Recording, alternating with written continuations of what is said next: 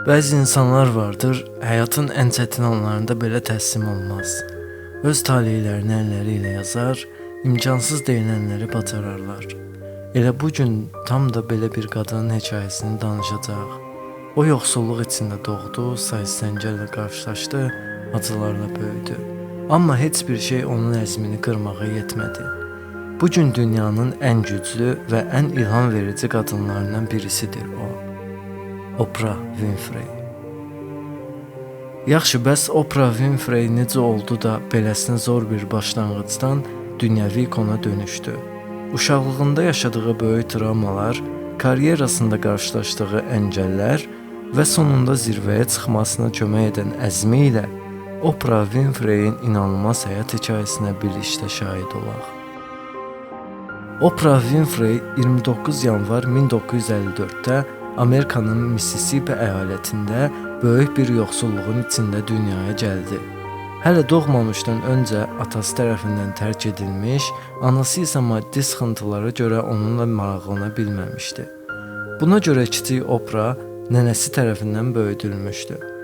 Yoxsulluq o qədər dərin idi ki, kiçik bir uşaq olmasına rəğmən kartof kisəsindən düzəldilmiş paltarlar geyinmək məcburiyyətində qalmışdı.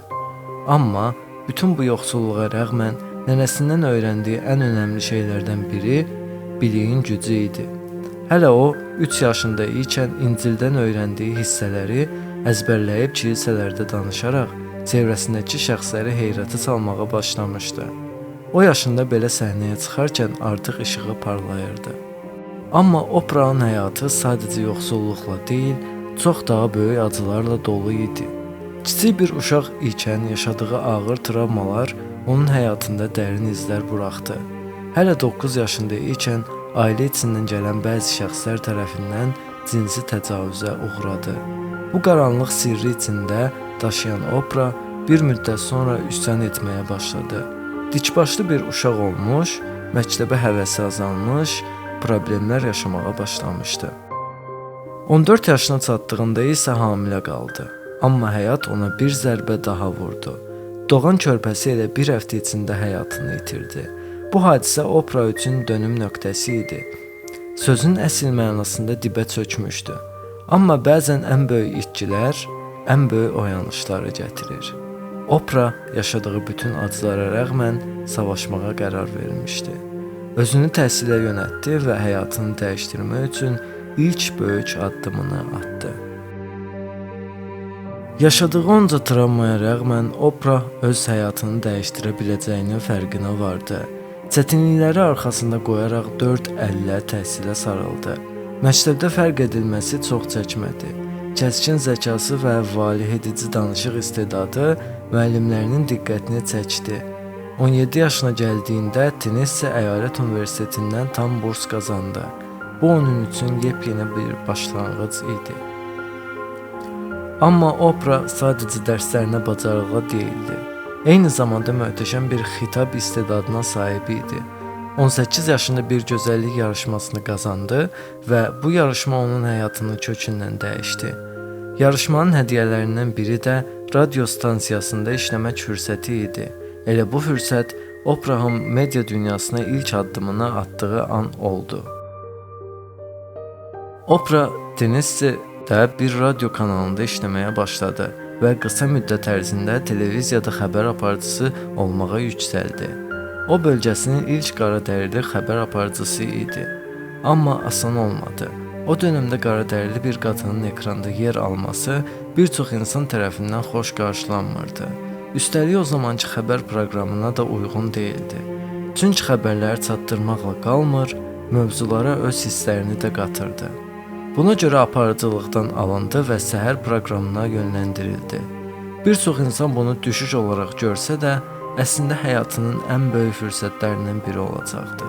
Çünki burada xəbər sunmaq yerinə insanlarla daha yaxından ünsiyyətə girə bilir, onları dinləyir, öz fikirlərini və hisslərini daha yaxşı çatdıra bilirdi və bu istedadı onu bambaşqa bir nöqtəyə daşıyacaqdı.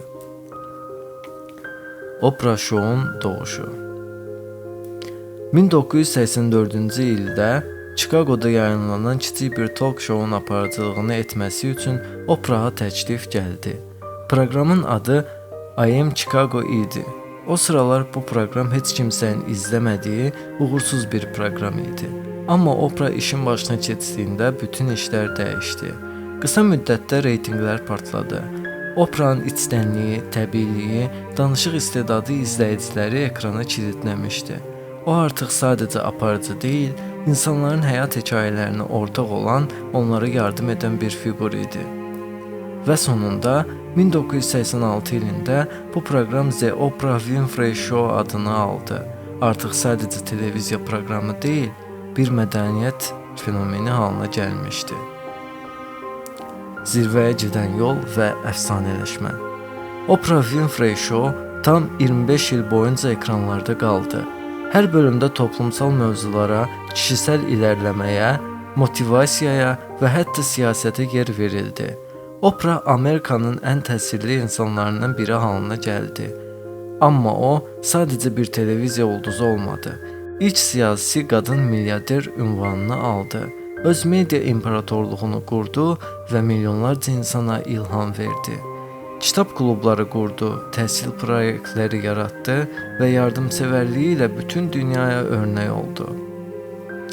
Elə bir nöqtəyə gəldi ki, sadəcə televiziya deyil, insanların həyatını dəyişdirən bir fiqur halına dönüşdü. Bugün Oprah Winfrey sadəcə bir televiziya əfsanəsi deyil, bir ikon, bir ilham qaynağıdır. O həyatın ən çətin anlarından belə sıyrılıb, zirvəyə necə çata biləcəyinin yaşayan sübutudur. Və bizlərə belə bir mesaj verir. Kim olduğunuzu və haradan gəldiyinizi siz təyin edirsiniz. Keçmişiniz sizi tanımlamaz. Sizi tanımlayan şey bacarmağa olan inancınız və əsla təslim olmamağınızdır. Bu sadəcə bir televiziya ulduzunun deyil, bir savaşçının, bir ilham qaynağının hekayəsi idi. Bu, Oprah Winfrey'in hekayəsi idi. Bəli, əgər bu hekayədən ilham aldınızsa və həyatın ən çətin anlarında belə uğura çata biləcəyinizə inanırsınızsa, videoyu bəyənməyi və kanalımıza abunə olmağı unutmayın. Başqa ilham verici hekayələrdə görüşmək üzrə. Mən Deb.